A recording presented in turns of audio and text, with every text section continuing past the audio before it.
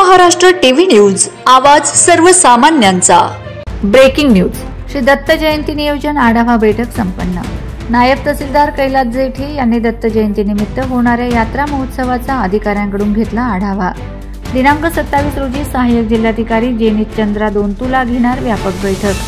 श्री क्षेत्र माहूरगडावर होणाऱ्या श्री दत्त जयंती यात्रा महोत्सवानिमित्त गडावर लाखो भाविक येणार असल्याने प्रशासनाकडून दिनांक 25 रोजी दुपारी पंचायत समितीच्या कैलासवासी वसंतराव नाईक सभागृहात बैठक घेण्यात आली।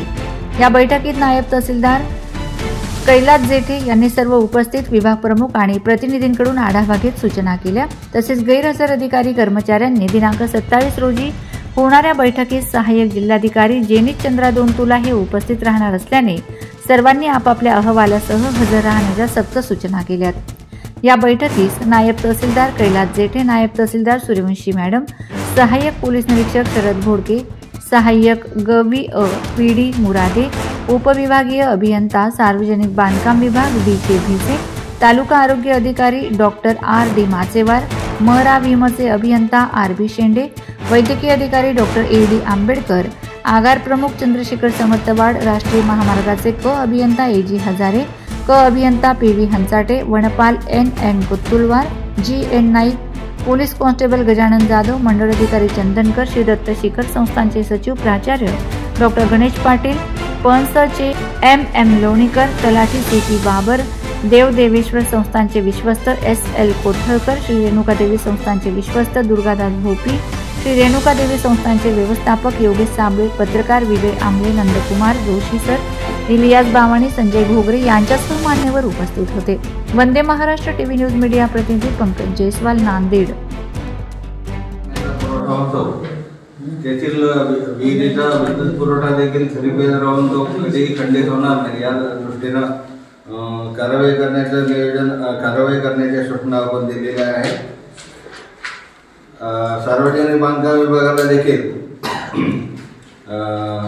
यात्रा काळात बाहेर गावावरून जे वाहनं येतात किंवा लोकल वाहनं देखील असतात त्या अनुषंगानं रोडवरील खड्डे बुजवण्याचं आणि रस्त्याच्या दुतर्फा असलेले झुडपं साफ करण्याचं आणि रस्ता दर्शनासाठी मार्किंग करण्याबाबतच्या सूचना दिलेल्या आहेत।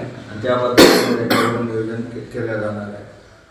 नगरपंचायतच्या वतीनं टी पॉईंट येथे नियंत्रण कक्ष दरवर्षी प्रमाणे राहणार असून पिण्याच्या पाण्याची टँकरद्वारे व्यवस्था करण्यात येणार आहे। त्याच पद्धतीनं मोबाईल टॉयलेट, अग्निशमन व्यवस्था आणि CCTV कॅमेऱ्याची व्यवस्था करण्यात येणार आहे। वन विभागाच्या वतीनं जे काही वन्य प्राणी उपद्रवक्षम ठिकाणी त्यांची टीम तैनात ठेवण्यात येणार आहे। तसेच एक फिरतं वाहन देखील पूर्ण वरती गडावर आणि शिखर परिसरात आपल्याला अवेलेबल असणार आहे, जेणेकरून भाविकांना कुठल्याही प्रकारे वन्य प्राण्यापासून कोणत्याही प्रकारे इजा होणार नाही याबाबत दक्षता पोलीस विभागाच्या वतीनं देखील दरवर्षीप्रमाणे टी पॉईंट आणि वाय पॉईंट या ठिकाणी बॅरिकेटिंग तसेच नगरपालिकेने ज्या ठिकाणी पार्किंगची व्यवस्था केलेली आहे सर्व वाहनं त्या ठिकाणी थांबवून वरती वाय पॉईंटवरून कुठलीही खाजगी वाहनं वरती जाणार नाही याबाबत काळजी घेण्यात येणार आहे आणि त्या अनुषंगानं पुरेसा पोलीस बंदोबस्त देखील तैनात केला जाणार आहे। परिवहन मंडळाच्या वतीनं याही वर्षी 70 बसेसचं नियोजन आहे। याबाबतची माहिती आगार प्रमुख यांनी दिलेली आहे।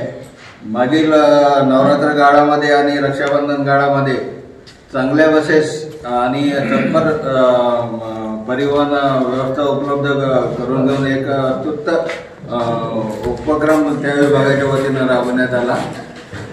अशाच पद्धतीचं कार्यवाही यावेळी देखील होणार आहे।